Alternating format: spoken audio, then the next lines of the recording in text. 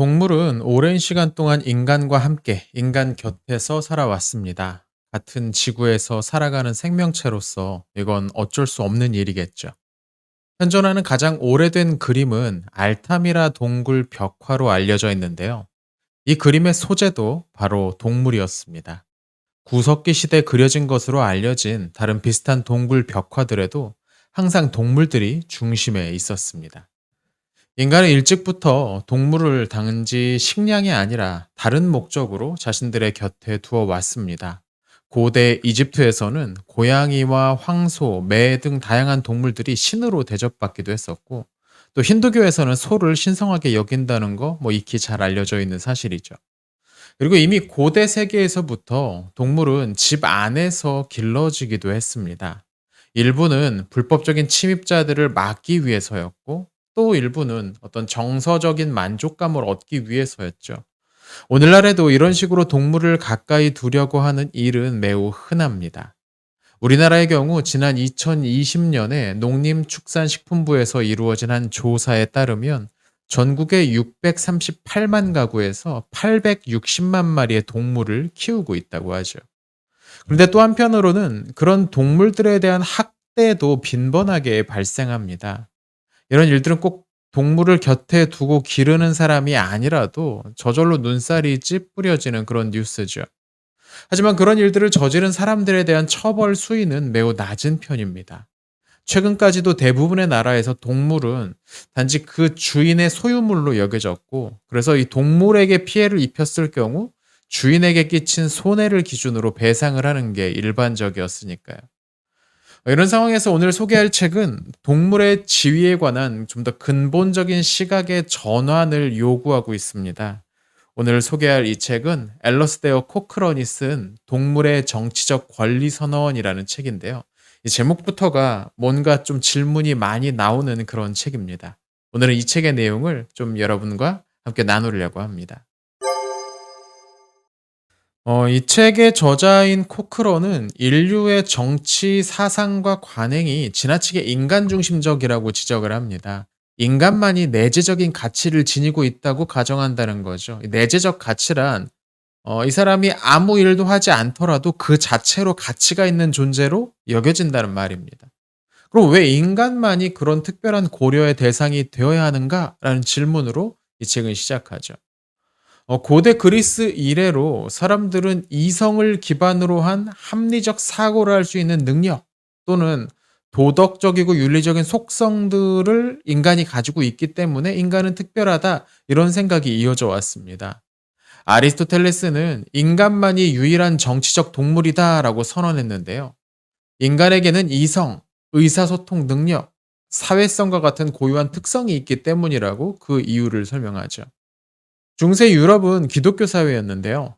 기독교는 전통적으로 인간이 하나님에 의해 창조되었고, 동시에 모든 동물들을 다스릴 수 있는 권리를 지니고 있다고 가르쳐 왔습니다. 중세 신학자들도 인간만이 합리성과 도덕성을 지니고 있다고 믿었습니다. 이런 생각은 계몽주의 이후에도 그대로 이어져 왔죠. 하지만 이런 관점이 모든 걸 설명하는 건 아닙니다. 예를 들면 우리는 아직 말을 하지 못하거나 논리적 추론 과정을 제대로 실행하지 못하는 어린아이들에게도 내재적 가치가 있다고 인정을 합니다. 또 합리적 사고에 어려움을 겪는 정신지체 장애인도 마찬가지죠. 합리성, 이성 같은 것이 어떤 존재가 가치를 지니는지의 절대적인 기준은 아니라는 말입니다. 철학자인 제러미 벤담은 좀 다른 기준을 제안합니다. 그는 그것이 고통을 받고 있는가가 중요하다고 말합니다. 지각 능력이 기준이 되어야 한다는 뜻이죠. 이 책에서는 그걸 쾌고 감수 능력이라고 표현을 합니다. 즐거움과 고통을 지각할 수 있는 능력이라는 의미입니다. 즐거움과 고통을 느낄 수 있는 존재는 타자가 함부로 침범할 수 없는 내재적 가치를 지니고 있다. 이 주장은 꽤 일리가 있는 말처럼 들립니다. 하지만 세부적으로 들어가면 애매한 부분을 우리는 만나게 됩니다. 어떤 생물이 쾌고 감수 능력을 가지고 있는지의 여부를 우리가 어떻게 알 수 있을까요? 고양이에게 그런 감각이 있느냐고 물어볼 수는 없는 거잖아요. 하지만 이건 나 이외의 다른 인간에 대해서도 마찬가지입니다. 특히 스스로 의사를 표현하기 어려운 갓난아이나 중증 장애인, 환자 같은 경우도 이 사람들에게 의사를 묻기 어려운 건 마찬가지죠. 그래도 우리는 이 어떤 생태학적, 해부학적 증거를 통해서 또 일반적인 행동을 관찰함으로써 이런 존재들도 그런 지각 능력을 가지고 있구나라는 걸 알 수가 있습니다. 이 저자는 마찬가지의 방식을 동물에게도 적용할 수 있지 않을까라고 묻습니다. 그들의 행동을 보고 해부학적 또 분석을 통해서 동물들도 지각할 수 있는 존재라는 걸 알 수 있다는 뜻입니다. 그리고 만약 동물이 내재적 가치를 지니고 있는 존재라는 걸 인정한다면 동물은 그것이 가지고 있는 어떤 효용 능력이나 효용성이나 재산으로서의 어떤 가치만이 아니라 그 자체로 보호받아야 한다고 주장할 수 있을 겁니다. 자연스럽게 이를 보장하기 위한 법에 관한 이야기도 꺼낼 수 있겠죠. 현재 존재하는 많은 나라의 동물보호법은 특정 동물들에게 위해를 가하는 특정 행위를 금지합니다. 1822년에 제정된 영국 최초의 동물복지법은 악의적이고 잔혹하게 말이나 암말, 거세한 말, 노새, 당나귀, 황소, 젖소, 어린암소, 거세한 숫소, 양, 기타 소를 때리고 학대하거나 혹사시켰을 경우 벌금을 부과하거나 구금할 수 있다고 규정하고 있습니다. 오늘날 유럽연합의 기능에 관한 조약 13조를 보면 동물은 지각이 있는 존재이므로 유럽연합과 그 회원국은 유럽연합 정책의 위반과 구축 시 동물복지 요건에 전적으로 유의해야 한다고 정해져 있기도 하죠.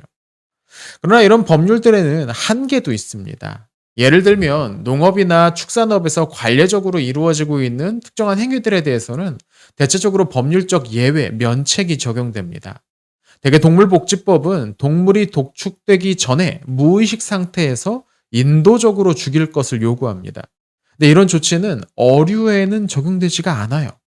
왜냐하면 경제적인 이유 때문입니다. 어류는 숫자가 워낙에 많고 그것들을 일일이 의식을 갖지 않은 상태에 빠뜨리고 죽인다는 거 불가능하겠죠. 다른 말로 하면 현재 동물 보호는 인간에게 이득이 되는 부분만큼만 이루어지고 있다고 할 수 있습니다. 동물의 그 내재적 가치 그 자체를 보장하지는 못한다는 뜻이죠. 이 코크런은 동물 그 자체를 위해서 동물에게 위해를 강하는 행위를 법으로 금지해야 한다고 주장합니다. 하지만 이건 단순히 동물복지법을 강화한다고 해서 문제가 해결되지는 않죠. 그래서 저자는 이 내용을 법률보다 상위에, 그러니까 헌법과 같은 최상위법에 관련 내용을 반영해야 된다고 주장하기도 합니다. 1990년 독일의 한 도시에서 한 예술가가 재판에 회부되었습니다. 그 회부된 이유는 동물 학대죄였는데요. 그는 특수한 접착 물질로 새를 전시장에 묶어 놓았습니다. 날 수 없게 된 새는 극심한 스트레스를 받은 채로 전시장 주변을 계속 뛰어다녔다고 하네요. 법원은 이 행위가 동물에게 상당한 고통을 가했음을 인정은 했지만 해당 예술가의 전시는 허용 가능하다는 판결을 내렸습니다. 예술 표현의 자유를 보장하는 독일헌법 5조의 근거에서 그 행위가 보장되어야 한다는 이유에서였죠. 또 비슷한 예가 1994년 베를린의 한 연구자가 했던 실험과 관련해서도 있었습니다. 그 사람은 한 원숭이를 대상으로 실험 계획서를 작성을 했는데 그게 거부를 당했다고 소송을 제기한 거죠. 그가 계획한 그 실험에는 갓 태어난 원숭이들의 눈을 꿰맨 채로 1년을 지나게 한 다음에 6개월 동안 해당 원숭이를 의자에 묶어두고 시각 활동을 시킨다는 연구 계획을 제출했었죠. 법원은 헌법적 권리인 연구 자유권을 침해하지 말라면서 해당 연구를 허용해야 한다고 판결했습니다. 이런 내용은 법률인 동물보호법이 그 상위의 헌법적 자유보장 조항에 의해서 얼마든지 무시될 수 있음을 보여주는 예입니다. 독일의 동물보호 활동가들과 정치인들은 이를 개선하기 위한 운동을 시작했고 2002년에 마침 독일 헌법 조항에 국가는 현재와 미래 세대에 대한 책임을 인식하고 입법부와 사법부의 법과 원칙에 따라 헌법 질서의 틀 안에서 생명 그리고 동물들의 천연자원을 보장해야 한다는 규정을 넣는데 성공했습니다. 비슷한 규정은 브라질 헌법에도 있다고 합니다. 여기에 보면 동물과 식물을 보호하는 것은 정부의 책임이며 법에 규정한 바와 같이 그들의 생태적 기능을 위태롭게 하고 멸종을 초래하는 모든 행위를 금지한다라고 선언하고 있습니다. 물론 이런 헌법 규정이 모든 것을 해결해 주지는 않을 겁니다. 여전히 독일에서도 그런 헌법을 가지고 있지만 수많은 그 수평아리들이 경제적인 이유로 부화하자마자 분쇄기에 갈려서 죽임을 당합니다. 왜냐하면 이 수평아리들, 이 커서 된 수탉은 알을 낳지 못하거든요. 양계 농업에서 알을 낳지 못하는 수평아리들은 필요가 없는 거죠. 그래서 그냥 산채로 분쇄기에 갈아서 죽여버립니다. 근데 이런 관례가 몇 차례 법원 판결을 통해서 법적으로 허용되는 일이 되어버렸습니다. 동물의 이익이 인간의 경제적인 이익보다 낮게 평가되고 있다는 증거죠. 저자는 한 발 더 나아가서 동물들에게 법적인 인격성을 부여하는 일을 검토해야 된다고 말합니다. 동물에게 법적 인격성을 부여할 수 있게 된다면 동물의 내재적 가치를 보장할 수 있는 강력한 수단이 될 수도 있다는 거죠. 근데 이 문제도 다양한 반박이 나올 수 있습니다. 하나는 법적 의무를 질 수 없는 동물에게 법적 인격성을 부여하는 게 정당하냐라는 반론이죠. 하지만 우리는 앞서서 동물이 내재적 가치를 지니느냐라는 문제에서 비슷한 내용을 다룬 적이 있습니다. 우리는 법적 의무를 질 수 없는 갓난아이나 정신지체 장애인에게도 법적 인격성을 부여하는데 아무런 이의를 제기하지 않죠. 동물도 마찬가지 아니냐라는 설명이 가능한 겁니다. 또 다른 반론은 동물들이 인간 공동체의 구성원이 아닌데 법적 인격을 부여하는 건 어렵지 않겠느냐라는 주장입니다. 생물학적인 어떤 기준에 미치지 못하기 때문에 동물은 법적 인격을 지니기 어렵다는 거죠.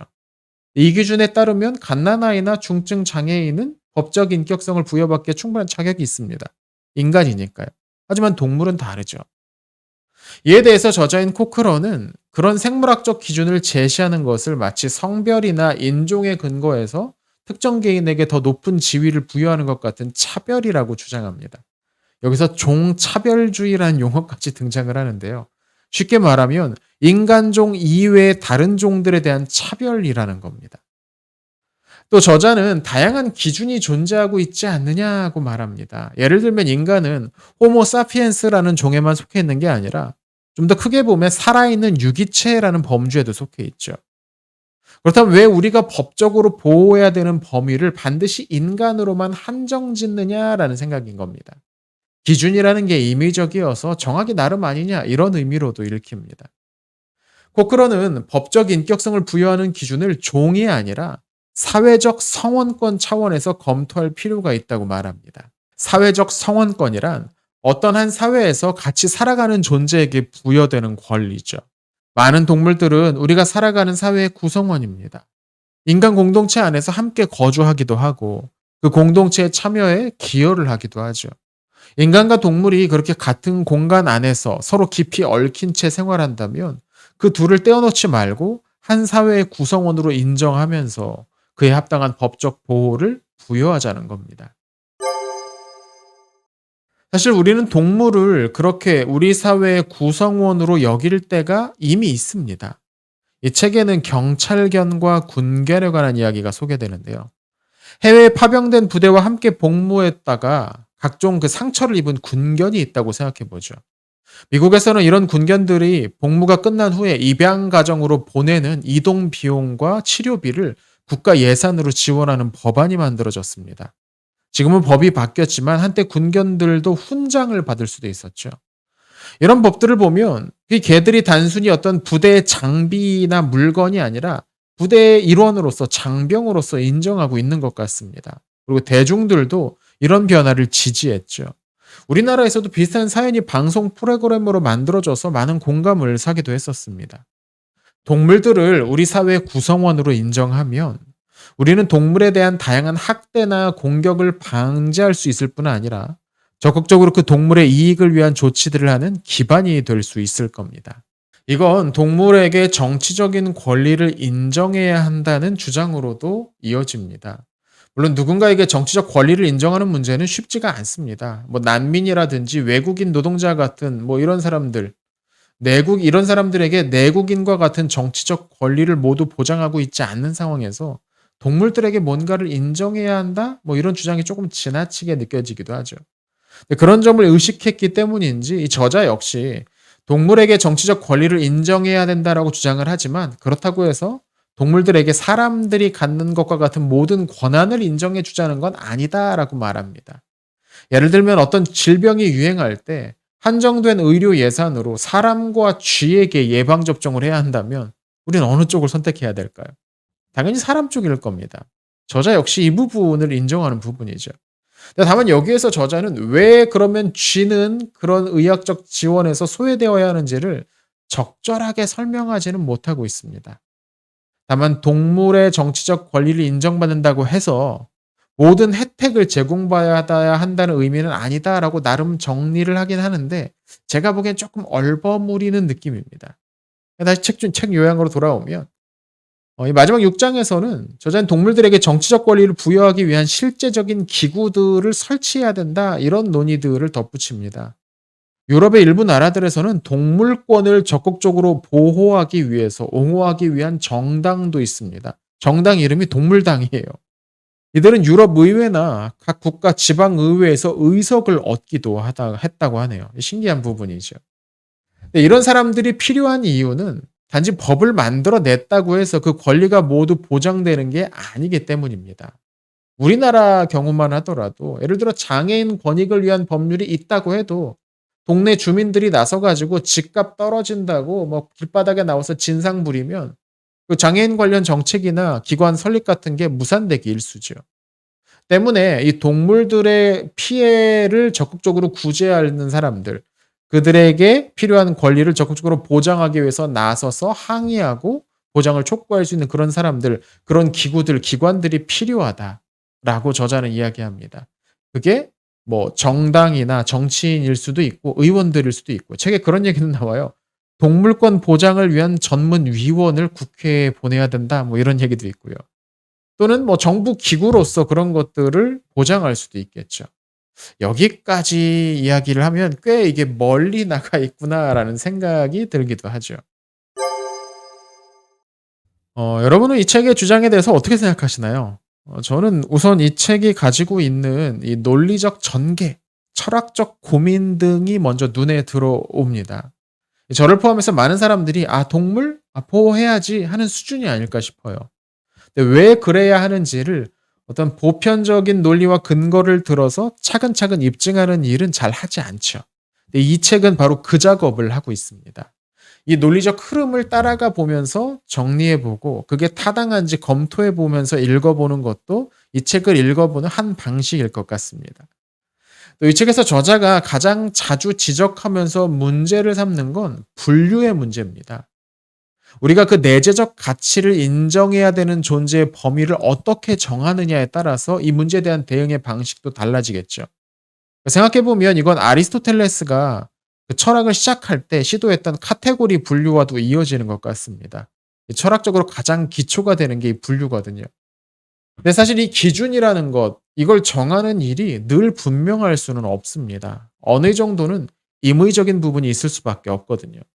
뭔가를 나누다 보면 수많은 예외적인 사항들이 나옵니다.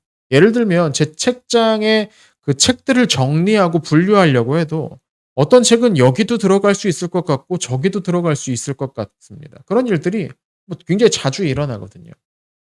근데 이 책에서 저자는 처음부터 그런 어떤 기준, 분류의 기준이 가지고 있는 불명확한 성질, 논리적으로 약간 헐거운 부분을 가지고서 집중적으로 지적을 하면서 동물들의 정치적 권리를 옹호해 왔는데요. 이 저자가 바라는 수준의 동물의 복지, 동물의 정치적 권리 부여 작업에도 이 마찬가지의 논리적으로 좀 헐거운 부분이 있지는 않나라는 생각이 듭니다. 예를 들면 책 후반에 등장하는 야생동물에게 어느 정도로 정치적 권리를 보장해야 되는가? 그게 어떤 수준으로 이루어져야 되는가 하는 문제는 결국에는 현실적인 타협이 이루어질 수밖에 없거든요. 그리고 이 타협에는 경제적인 이유도 중요하게 고려되어야 합니다. 내재적인 가치와 다르게 말이죠. 그러니까 임의적이기는 저자의 기준도 마찬가지라는 뜻입니다. 물론 동물에 대한 학대를 막아야 된다는 생각에는 적극 동의를 합니다. 근데 그 보호를 인간의 덕목 차원에서 이해를 하느냐, 아니면 동물 자체가 가지는 어떤 내재적 가치에서 찾느냐 하는 점은 크게 다른 부분입니다. 동물에게 내재적 가치, 그것도 인간과 거의 상응하는 수준의 가치와 권리를 부여해야 된다라는 주장은 개인적으로 보기엔 여전히 좀 무리가 있지 않나 싶어요. 물론 이건 제 생각이고 여러분은 좀 다르게 생각하실 수도 있을 것 같죠. 그리고 이런 결론과는 별개로 앞서도 이야기했던 것처럼 논리적으로 차근차근 내용을 전개해 가는 방식에는 주목해 볼 필요가 있을 것 같네요. 오늘은 엘라스데어 코크런이 쓴 동물의 정치적 권리 선언이라는 책의 내용을 여러분에게 소개해 드려 봤습니다. 내용에 흥미가 생기셨다면 한번 읽어 보셔도 좋을 것 같고요. 학생들 같은 경우 아까 같은 그 어떤 논리적인 철학적인 그런 부분들에 유의하면서 한번 읽어 보고 반박을 하거나 또는 옹호하는 그런 글들 한번 써 보는 것도 재밌을 것 같다는 생각이 드네요. 자, 오늘 영상은 여기서 마치겠습니다. 시청해 주셔서 감사드리고요. 다음 시간에 또 재미있는 책 소개로 여러분께 찾아오겠습니다.